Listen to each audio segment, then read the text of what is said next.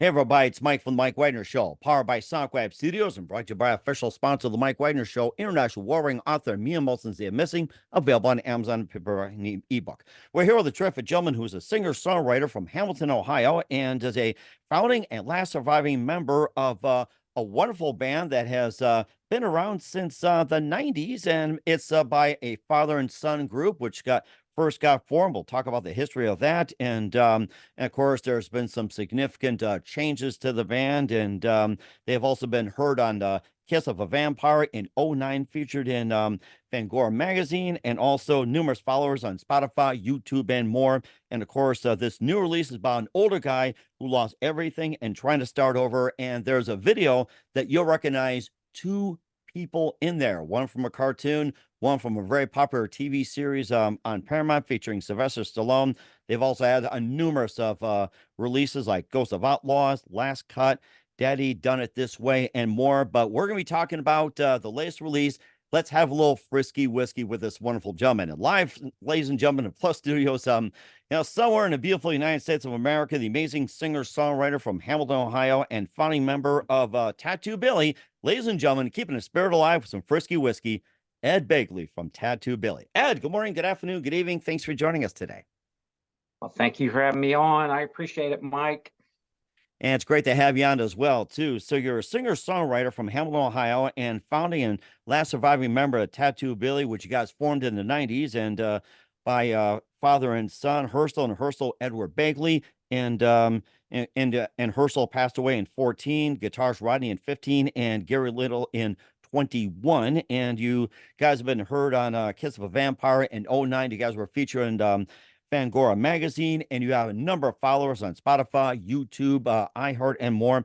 And of course, you have a new release about an older guy which lost everything and starting over. And the video, which by the way stars a couple of people, which is Jonathan Joss from what was it, King of the Hill, as one of the fine characters. Tell us who this guy is, and also Badface from the Tulsa King. Now I'm sure Sly is really excited about that one. You guys also had Ghost of Outlaws, Last Cut, Daddy Done It This Way, and more. And before we talk about Frisky Whiskey and more, Ed, tell us how you first got started. Well, that is an interesting question. I'm going to shoot something to you I've never done with any other interview. So I think I got started from the womb. So not a little Frisky Whiskey, is it? Yep, there you go. So my great uncle and my great grandfather were best friends with Jimmy Rogers. He used to come in, and he taught my great uncle how to play chords on a guitar. And my great uncle taught my great aunt how to play these chords on a guitar, and she taught my dad how to play these chords on the guitar, and he taught me. So that was a generational thing from the womb to guitar. I like that. Yeah. And that this is the first interview I ever really talked about that. And it's amazing too, because my mom, a great, beautiful lady, but she used to date the drummer for Jerry Lee Lewis. Oh my goodness, that's a lot of shaking going on. Yeah, there's a whole lot of shaking going on all the way down to me. And so I think it was from the start from there. But what got me started to start playing an instrument wasn't my dad or wasn't my mom. I wanted to finally find a girlfriend when I was in high school. So I was interested in this lady, this girl, and she was into bands, and I was like, well, I better learn an instrument. So I picked up the bass. And back then, you know, you're talking late 80s or whatever, and you only had to beat one string, you know what I mean? And heavy metal music back then, boom, boom, boom, boom, boom, boom, boom. And that was it. That's how I got started, you know what I mean? And me and her dated for a while, you know, so it did work. So that's what got me started in the music scene. How do you like that? From the womb to guitar and today. And what was that one precise moment that simply influenced you into what you're doing for the rest of your career? Not just from the womb, but what was that one light bulb moment that simply said, this is it? That is a good question. And my whole life in it, it's just like, I don't know. It's just like you get into this and you're in it, and you don't know how you got there, and you're just like, next thing you know, you're in a van and you're traveling 6 different states. Mm. And you're like, how in the world did I even it's a great question, but it's almost a question on how did I do it? How did I wind up here? Next thing you know, we're playing Gatlinburg, we're playing Nashville, and we're down in Georgia, and we're playing like 6 different straight states in like 2-week time. Wow. And it's just like, you wake up, you get out, your back's hurting, and you're like, and that is a good question, because I'm always thinking that, how in the world did I wind up in this kind of a situation? You know what I mean? The industry is just such I don't know how you could put it. It's just a wild ride. Mm-hmm. Like And up, down, an roller entertainment. coaster, everything like that. Yeah. Back Yeah. roads, whatever. Yeah. So that is a great question, but it's one of those questions that's like, I've been trying to answer myself. How did I wind up here? How do I keep doing this? And it's just like Frisky Whisky, the song. It's just like, I was in the shower, the whole song came to me. I got out, I wrote it in like 9 minutes, and it was supposed to be my last hoorah to the music industry. It's like, I'm coming out, I'm done, this is it. And next thing you know, the song takes off 6 months later, and I'm over 100,000 views. I got people wanting me to play all over the world, and I'm like, I guess I'm not done yet. So, who the said you're industry done? gets That's the crazy. thing. Yeah. It's just like, you get on the bull, you ride it, and and to me, the whole thing about the industry and what I'm doing now is just to keep what you mentioned earlier alive, to keep my father alive, to keep my cousin alive, to keep, Gary Little alive, these original members of this band. So I feel like if I keep it going, I'm keeping their legacy alive. So it's not as much about me anymore as it is about them, because I look at myself as a one trick pony. Mm-hmm. I do one thing, I write around my voice, and that's all I can do. If you put me on like these TV shows where these people are singing, it's like, sing this song, I couldn't do it. But doing what I do, that's what I do. People's like, what do you compare yourself to? What do you compare yourself to as an artist? And I'm like, Iggy Pop. I'm the Iggy Oh, Pop of interesting. country music. Mm. And that's what I look at myself as. I do me. I'm not a great singer. I look at myself as a great performer. Mm-hmm. You know what I mean? But I'm not a great singer. I'm not that. I'm that guy like Iggy Pop. I'm like, what I'm doing, nobody else is doing. If you listen to even Frisky Whisky, it sounds like nothing else anybody else is doing. It's unique. And to me, that's what music's about, is being unique, being what you are. And that's about it. Just being who you are. And no matter what anybody thinks, don't listen to anybody. Because if I'd have listened to anybody, I'd never done anything where I'm at today. I wouldn't have had a song in the movies. I wouldn't any of the things you mentioned earlier. Even I was a prize fighter too. I had Aaron Pryor was my trainer. If I listened to most people then, they'd be like, oh, you'd have got killed. You can't fight. You can't do this. And I did me. I didn't listen to those outside voices. And as a entertainer or an athlete or anything, you got to listen to yourself. So I like that. That is a very interesting point. I was thinking about the whole thing with you being the Iggy Pop of country music, and some of the other singers. And who are some of your favorite singers and songwriters and musicians growing up? well, now if we get into country music, It can be anything in general, so it doesn't really matter. It can be just okay. anything and anything. So don't worry about it. Okay. Well, one of them is what I just mentioned, Iggy Pop. Mm-hmm. I'm a big Iggy Pop fan. I like what he does. There's a band right now. It's like a I don't know what you call them, an alternative rock band. They're called Blame My Youth. Mm-hmm. They really influenced me. And in the country field, I'd say my favorite country singer is Dwight Yoakam. Oh yes, them guitar Cadillacs. I love that guy. Got Yeah. hooked on it ever since Anything, that song came out. Yes. because I sat back before we did this interview and I'm like, if I'm asked about who my favorite artists and stuff, I got to think about how much money have I spent on an artist. And Dwight Yoakam is anything he puts out, I buy it. Mm. So I have to say, Dwight Yoakam's one of my favorite artists. I like U2 too. It's one of my favorite bands. I like U2. They've influenced me a lot. But as in songwriting, no. People's like, what I like to listen to, what I just mentioned is stuff I like to listen to.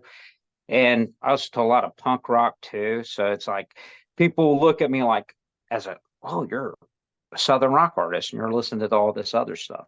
But there's other guys out there like in the underground and country music that I like, and it's like Cole Wetzel, Mm-hmm. Austin Meade, uh, and the guy I know pretty decently is Wade Jennings, and that's Waylon Jennings' grandson. Yes, I remember that name. I recognize the name Wade Jennings. I remember that. Yes. And he's a great artist. And I met him through a good friend of mine named Mark White, who was a drummer for him, and he drummed for what was his name?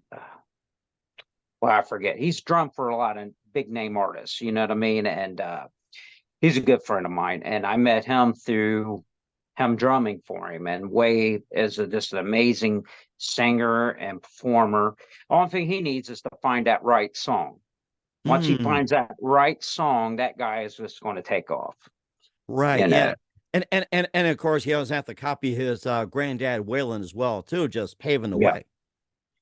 And the other guy I was thinking of was David Allen Coe. He drummed for David Allen Coe for a while. So Oh yeah, that's one of my favorites as well too. And of course, you've created your own legacy. You brought in a couple of big names for your new video as well too. You've been on Kiss the Vampire. You also have some other releases with Tattoo Billy. We'll find out more with Ed Begley. But first, listen to the Mike Wagner Show at the MikeWagnerShow.com, powered by SoundCloud Studios. Visit online at SoundCloudStudios.com for all your needs. Look at a professional website without breaking your budget. Sonic Web Studios is the answer. Sonic Web Studios offers fast, affordable custom web designs that blow the competition away. Call today, 1-800-303-3960. It's 1-800-303-3960, or email to support@sonicwebstudios.com. Mention the Mike Wagner Show, get 20% off your first project. Sonic Web Studios, take your image to the next level. Also, time to give official shout out to our official sponsor of the Mike Wagner Show, international warring author Mia Molson-Zia. If you love fast-paced mysteries, you'll love Missing by Mia Molson-Zia, available on Amazon in paperback and ebook. Missing is fast-paced and intriguing with an unforgettable twist. Takes place in 4 countries, 2 strangers, 1 target, where truth is illusion and those who love be the first go missing. It's available on Amazon in paperback and ebook. Missing by Mia Molson-Zia has garnered great reviews. An Evil 11 enjoys by Howard celebrities, including Joanna Cassidy, Forbes Riley, and Manelas. So grab your copy today. Virgo's Missing by Mia Molson-Zia, available on Amazon. Also, check out the Mike Wagner Show at the MikeWagnerShow.com on our 40 podcast platforms. Heard in 100 countries, including Facebook, SoundCloud, Spreaker, Spotify, iHeartRadio, also Apple Music, Odyssey, BitChute, Rumble, YouTube. Make sure you subscribe. Also, check us out on Podbean, Pandora, TuneIn, and more. Take us with you on any mobile device. And for great gift ideas, go to Amazon.com. Check out the Mike Wagner Show podcast. T-shirts, pop sockets, throw pillows, tote bags, hoodies, makes great gifts 24/7. Go to Amazon.com. Check out the Mike Wagner Show podcast. And for more great gift ideas, go to Amazon.com/Mia Molson-Zia for great books like Missing, Once and Wrinkles. Also T-shirts, pop sockets, hoodies, phone cases, and more. Amazon.com/Mia Molson-Zia. Check it out today and support the Mike Wagner Show on Anchor FM, PayPal, and the MikeWagnerShow.com. We're here with the multi-talented singer-songwriter from Hamilton, Ohio, Ed Begley from Tattoo Billy here on the Mike Wagner Show. And before we talk about Frisky Whisky, and let's go back to some releases you guys have done, going from the womb to guitar and forming Tattoo Billy. You had Ghosts of Outlaws, The Last Cut, Daddy Does It This Way, and also Woman, Child, Man of Steel, and more, and a lot of these releases out there. And tell us more about the albums. Well, most of the ones you mentioned, like one is Not Gonna Break, and that's one my dad was singing. So my dad was the main singer up until he got glioblastoma, brain cancer. He passed away in 2014. But the band had been, it's like you said, he was just such a great singer. So it's hard to put into words. Like, I'm coming in and I just don't consider myself a really great singer. People do like my voice, but maybe it's just, that's how people are. They just don't like their own voice. You know what I mean? So I was a big fan of my dad. Mine included myself. I'm gonna let that's a little secret. I hate hearing my own voice at times on podcasts. So it's like, you're not the only one. You're in great company with me there, pal. Okay. But yeah, we were recorded probably 200 songs, and me and Dad was like I guess the best you could put it in is like a John, like John and Paul McCartney kind of a songwriting team. McCartney and Lennon, right? Yeah. So we had wrote so long, like he'd write half songs, I'd write half songs. So when he passed away, it was just like, I had to get in a frame of mind of writing whole songs again. I had written so many years of half songs. I was like, how do I write a whole song again? You know what I mean? So the first one I did was Daddy Done It This Way. And then the other one was Hold On. And it was the last song me and him had wrote together. And it was like, and I went down and I recorded that with a friend of his, a guy named Randy Hayes. And he was the lead guitar player for Keith Whitley. If you remember Keith Whitley, you know what I mean? He was a country artist and passed away when I was in high school. And so I went down, I recorded with him. He had a studio down there in Jackson County, Kentucky. And my dad was born down there, in Appalachian Mountains. So that's where all my roots is from. So, I think that's where all my music comes from. It's just down where he was from and those people, my people. So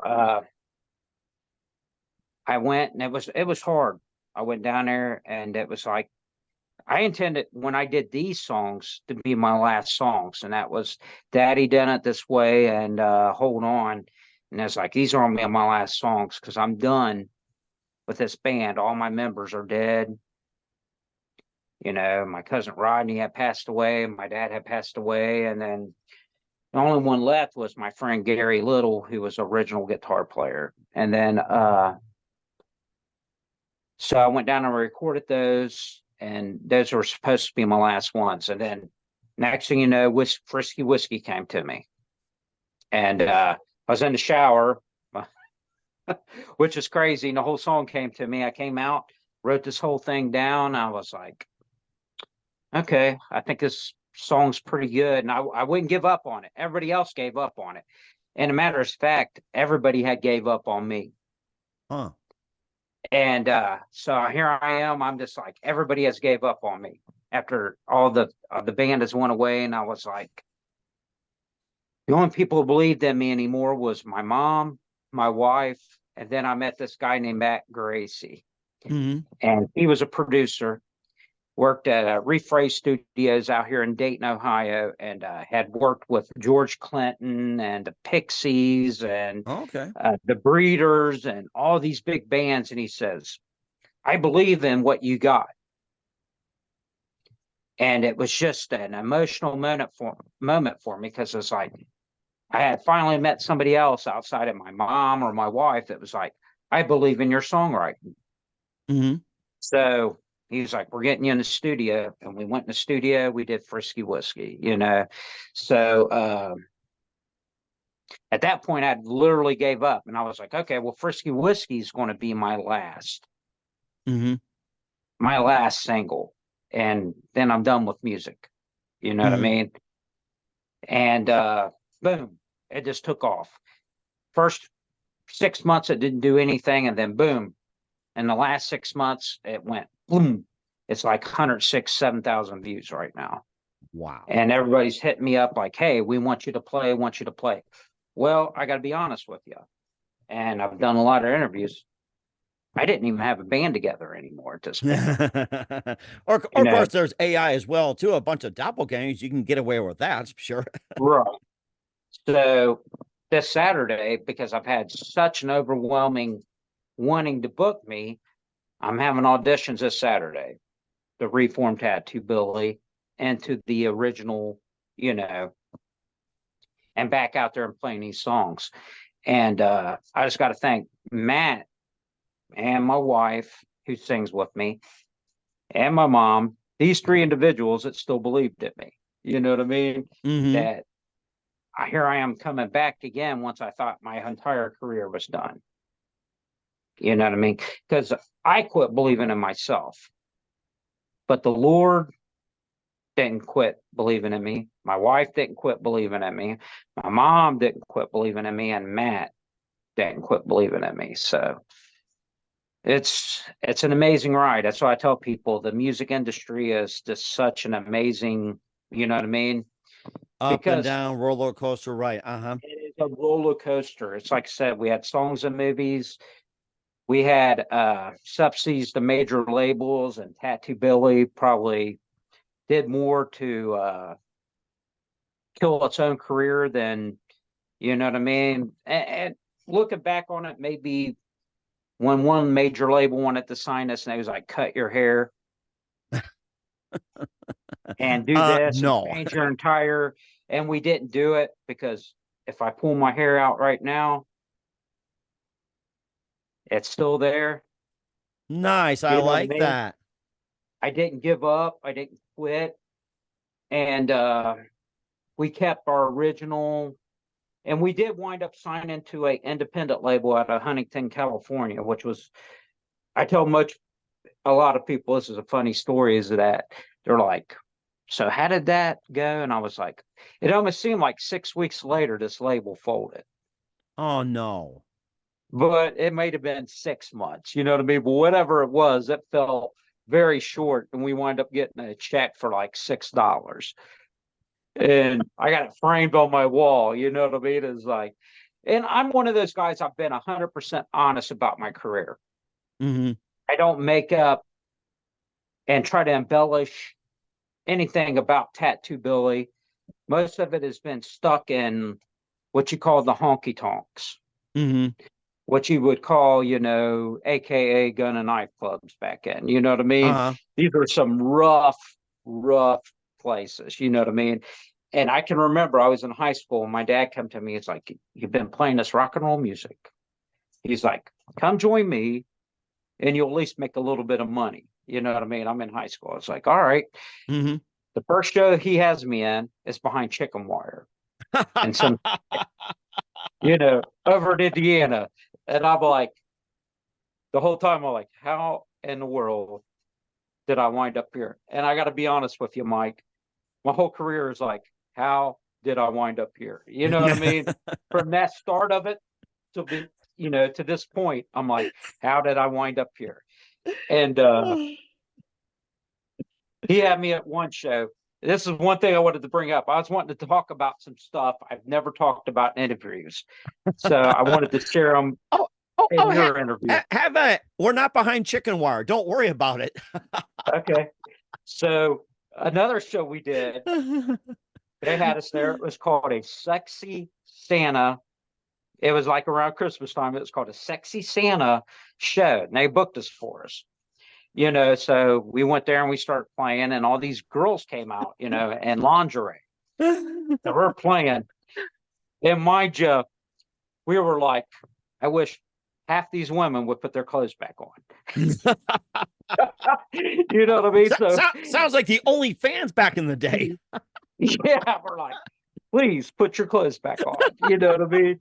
So we and the other thing I was going to bring up, we played, I think it was 4 places And I tell people it's like burning down the house. We played 4 places that wind up catching on fire and burning down. Oh my gosh. Yeah. So I'm sure Great White would have been proud, I'll tell you that. so one of them was a place called New Dilly's. We played there, and it was like a few weeks later, it wound up burning down. Then we played a place in Hamilton. It was called, I forget the name of it, but it was on a place called Hooven Street. And it was, I'm going to tell you this story. You'll probably like this story. So I'm going to share it. I've never shared it in an interview before.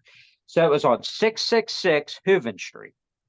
Ooh, So right off that's the pretty bat, evil. I was like, I don't know about this place. You know what I mean? And it was an older bar from the 1940s. Mm-hmm. So we were having, I think it was Ghost of Outlaws. They had us in the newspaper. It was the Ghost of Outlaws, CD release party, Uh-huh. and a number of years ago. So we come in, and the guy's like, hey, you're not playing out here. We start setting our equipment up out in the front of the bar. He goes, there's a door back there where the black door is. That's where you guys are going. And we're like, oh, okay. So we go back there, we open it up, and it was like a whole nother bar, couches, and then there's a strip pole in the middle of the stage. Oh my We're goodness. we're like, okay. So we set up and we start playing, and the night's going pretty good. So close to the end of the night, I got a friend that's came to every show, and he disappears, and he comes back in, and he goes, Ed, the whole bar disappears. It goes into the other side of the bar. And he's like, you're not going to believe this. And I'm like, what? He goes, the barmaid's in there, and she's rolling around on the pool table. She ain't got no underwear on or nothing, just, a dress, short skirt, and she's rolling all over the place. Oh my goodness. Yeah. So the whole entire bar, because I had a friend that was like, Ed, he came to a few shows, and he was like, you guys don't have any girls that follow you guys. We have like one girl to every 5 guys that would come. So the whole band was kind of like I don't know what you call it, maybe a more male driven band. And he was like, are you guys like a gay band or something? I was like, no. No. We're not. Oh, He goes, fighting well, you words don't there, have pal. any. Yeah. So he goes, you don't have any girls in your band, that come out and see your band. And I was like, well, I can't help that. So same situation here. We have I think that's my dog barking at the door. Let me look. Okay. He must You be a hear him? special Let me look guest, I this hear you. baby in. Let me look this baby in. Okay. All right. Well, let's get our special guest All right, in here I on the got Mike him. Wagner Show. And we're with Ed Begley from Tattoo Billy. Sorry And about that. oh, that's okay. Let's bring on our special guest here, and if he's able to come Oh, on. So I just got him out of the room. oh, okay. I thought Yeah. I guess he got a little shy when I announced it, but that's okay. If you Yeah. want to bring him on at another time, that's fine too. So Yeah. So so with that situation, everybody disappeared out of our show. They're in the other room. And I just looked around at everybody. I was like, let's break it down. We had like 20 minutes left in the show. And they're like, oh, you're breaking it down? I was like, yeah, we can't compete with that out there. You know what I mean? This girl's like rolling around. She's half naked. And, let's just pack it up and get out of here.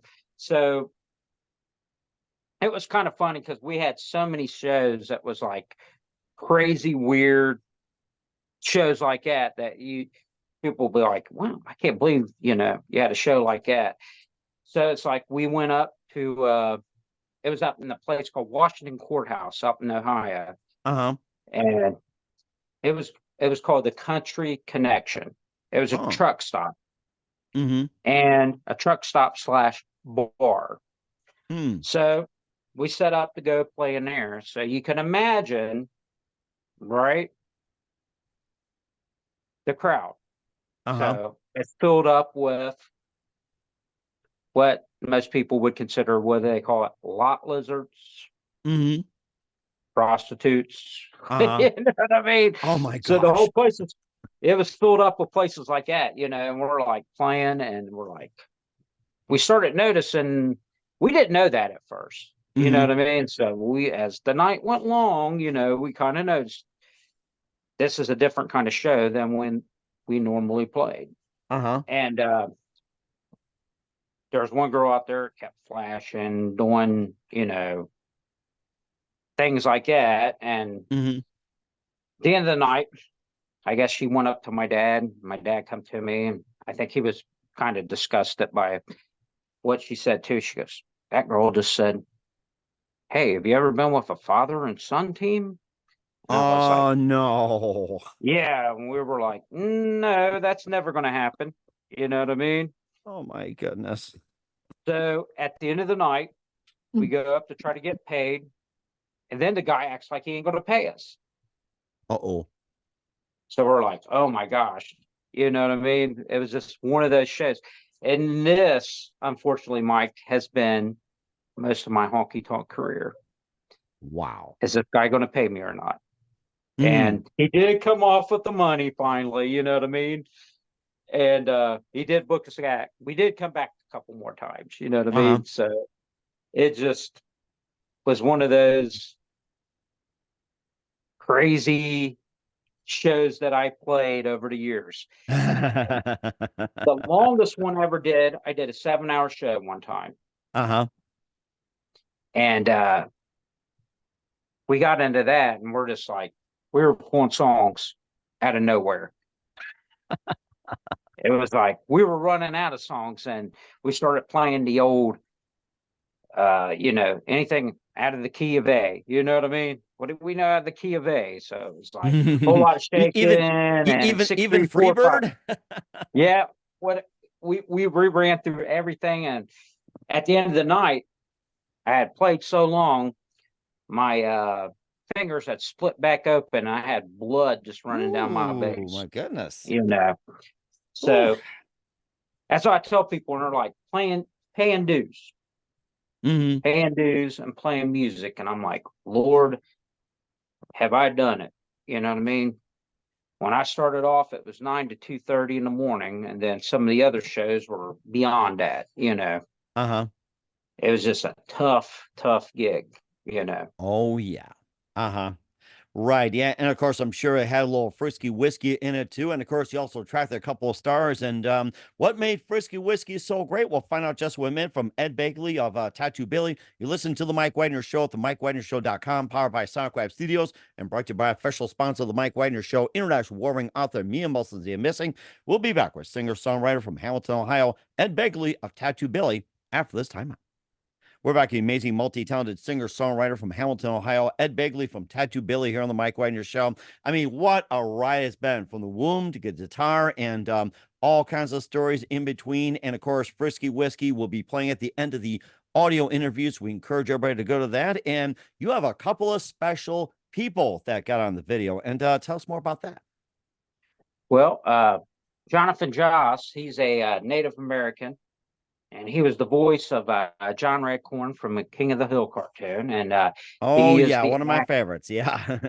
Yeah, it is. He is funny, and he is a great actor. I tell you, that guy is just such an amazing talent. And he's in Tulsa King with Sylvester Stallone as Badface. He Hmm. was in Parks and Recreation. What else was he in?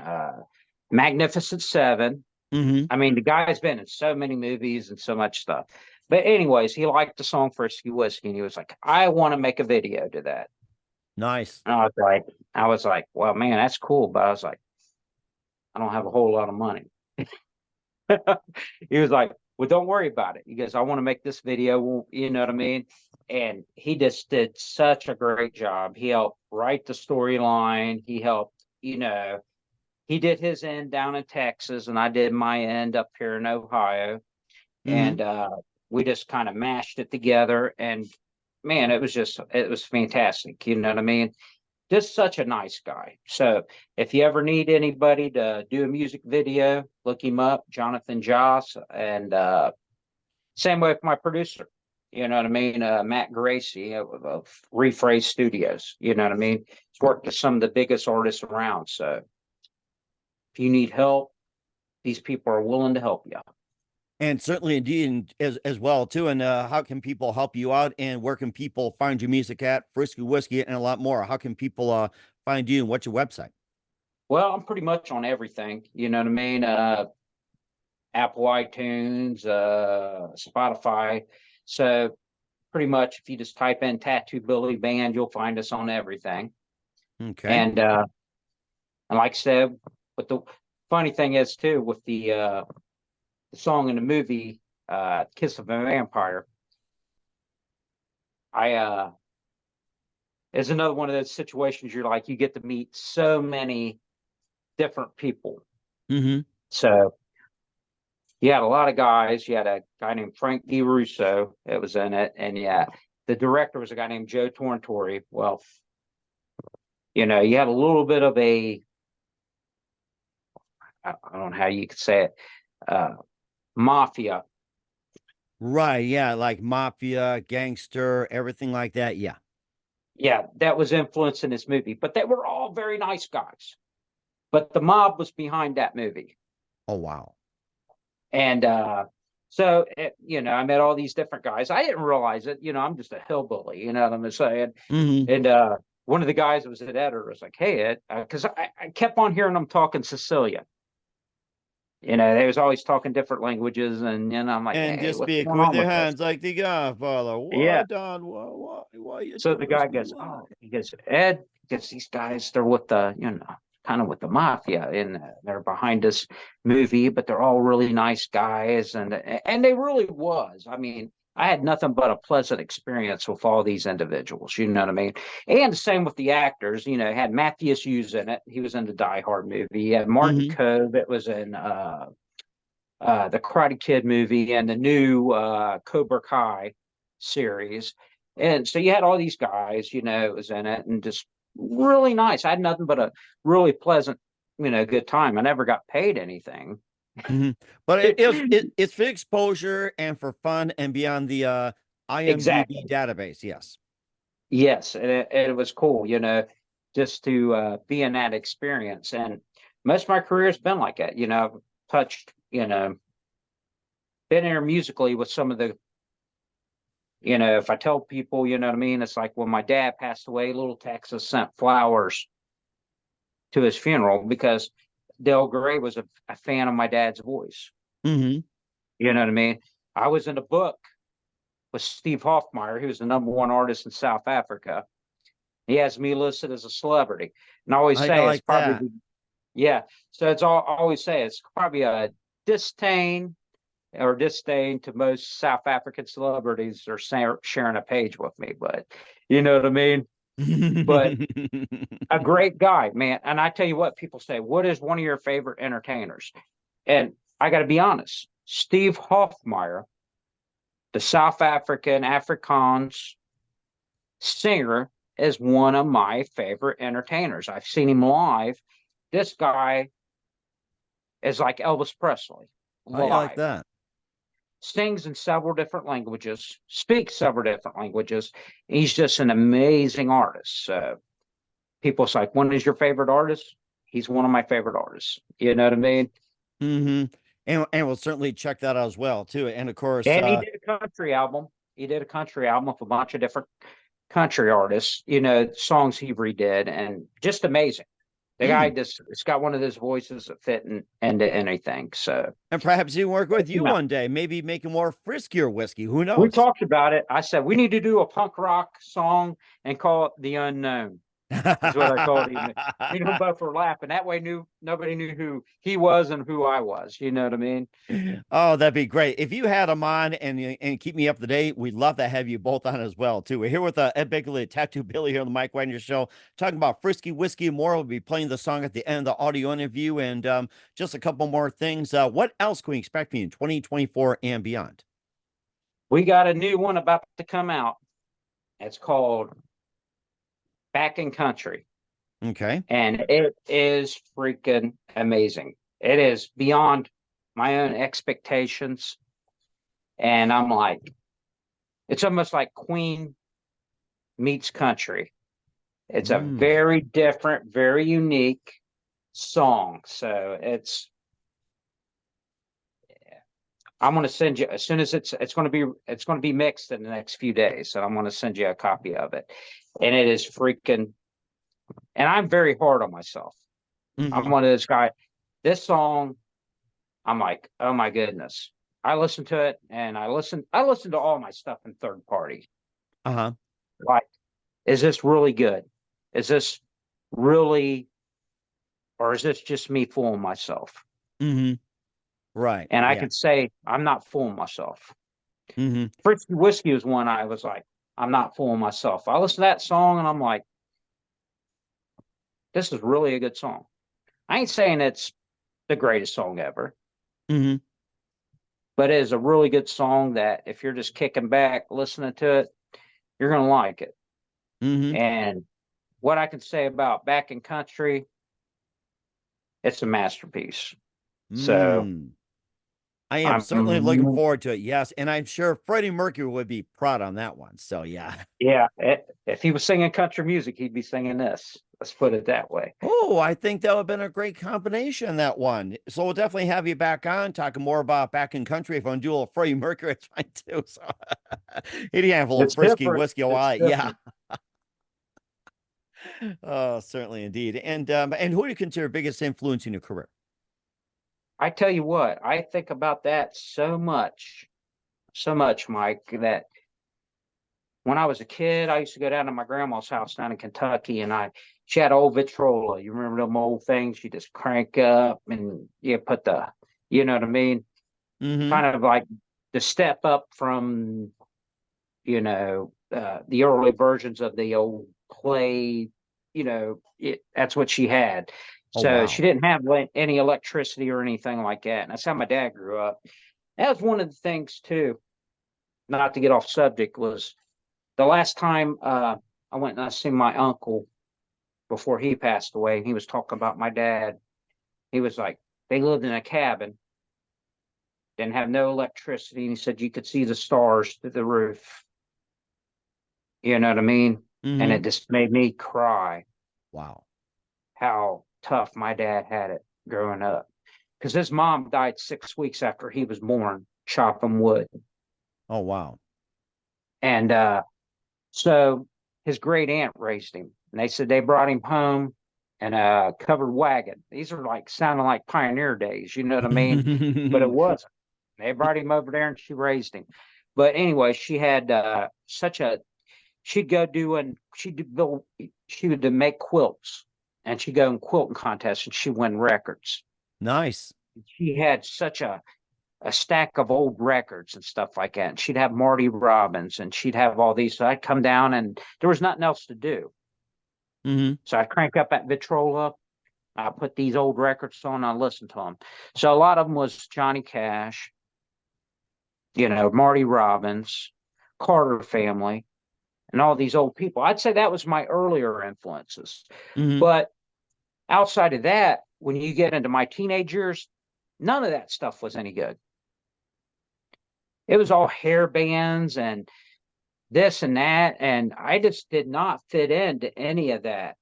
Mm-hmm. Even though I had long hair, I wasn't the guy that was going to put on makeup, put on lipstick, and sell out. Uh-huh. So really didn't fit into anything in my teenage years. It Mm-hmm. wasn't until the internet, like what you're doing now and stuff like that, that I found stuff I like to listen to. And one of them, and today I was like, what's influencing me today? And one of them is a band called Blame My Youth. I Mm-hmm. like them.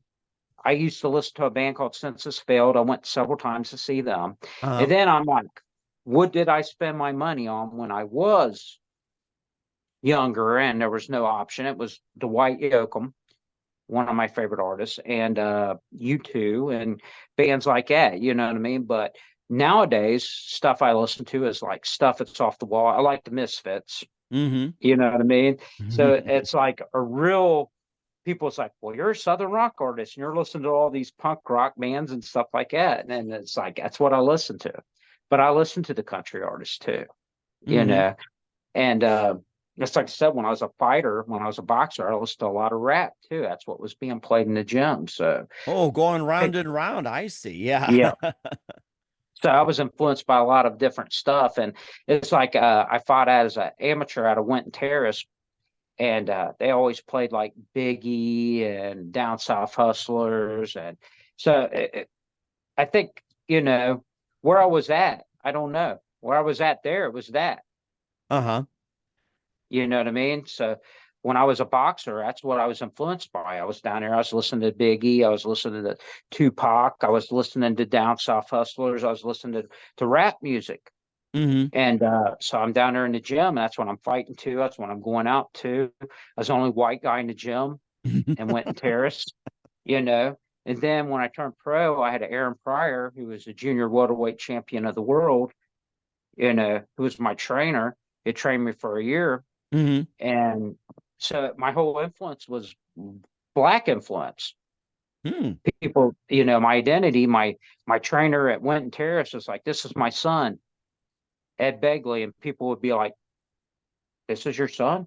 They'd be like, because here's this white dude and this Black guy's introducing me as my son. But he was like my father too. And I introduced him as my father. So it was, it's very strange. Like I said, my whole thing was I think it all influenced my music. Mm-hmm. Just having those different roads and what you did and everything else. Yeah. I think that's a really unique road. I gotta say that. Very unique more than anything else. And also one more thing, what's the best advice you can give to anybody at this point? Don't listen to anybody. Listen to yourself. Because everybody's going to tell you can't do anything. Mm-hmm. But listen to yourself, if you really, and be honest about yourself and about your music. It's like Mm-hmm. with Frisky Whisky. Is it a good song? It is a good song. Am I a Okay. great singer? No. I'm honest about that too. Am I a great performer? Yes. I'm like the Iggy Pop of country music. So listen to yourself. Never give up on yourself, and don't listen to anybody else. But the other thing is, never put yourself. I've seen so many people over the years that the music industry can destroy you too. True. So take it in good measure. Never put yourself so far out that you will. I've known so many people, Mike, over the years that have unfortunately did themselves in or whatever over the music industry, and never let it get you to that point. Mm-hmm. Do you and work your regular job, do your regular thing, and don't live in a fantasy world. Put Mm-hmm. God first, put Jesus first, and that's the main thing. And what Mm-hmm. you do, if you do those things, it will turn out. Like I said, I'm 51 years old. Frisky Whiskey's been up for so many video awards and independent industry and stuff like that. And is it great? Yes. But you know what? In the end, that stuff don't matter to me. What matters to me is my family and taking care of my family, and whatever comes, whatever God blesses me, I'll accept. But I'm not selling out, and I'm not doing anything that I don't know what you would put it. Anything that's not being to my own moral Mm-hmm. I, I, feeling. I think I understand what you're saying. That's a really good point as well, too. And we're here with Ed Begley of Tattoo Billy of Frisky Whiskey here on the Mike Wagner Show. And Ed, a very big thank you for your time. You've been absolutely fantastic. Really love Hey, your thank stories. you. Looking forward to having you in soon. And keep us updated. We're going to say one more thing, Billy. Or Ed, I mean. Yeah, I go by Billy too. Okay. That's funny because that's one of the things when we started off, people was like, I was the only guy who had tattoos in the band, as you can Mm-hmm. see. And people's like, hey Billy, hey Billy. And I didn't know they were talking to me. And I was like, then my dad was like, roll with it. There you So go. I accepted the moniker of being Tattoo Billy, much like Eddie was with Iron Maiden. Their mascot. I became the mascot of Tattoo Billy. And now that I'm the last living member of Tattoo Billy, I am Tattoo Billy. So I always respond to it. But last words is like I said, put God first, live good, and all things will fall in favor to you, And no matter definitely. how small. And definitely as well, too. And of course, a big thank you for your time. As always, looking forward to having you again soon. Keep us up to date. Keep in touch. Laugh have you back. And once again, what's your website? How do people contact you? Where can people purchase or check out your music? Just type in Tattoo Billy Band and your Google search, and it pops up all kinds of stuff. So that's the best way. And look us up on YouTube, Tattoo Billy Band, sub. Look up our video, our new one, Frisky Whisky, and get ready for our new one, Back in Country. And it's going to probably have Jonathan Joss in it too, if all things work out. All right. We'll certainly check it out with the King of the Hill. Once again, Ed, a very big thank you for your time and Tattoo Billy. Looking forward to having it soon. Keep us up to date. Keep in touch. Laugh, have you back. Wish all best. And Ed, you definitely have a great future ahead of you. Thank you for having me, Mike.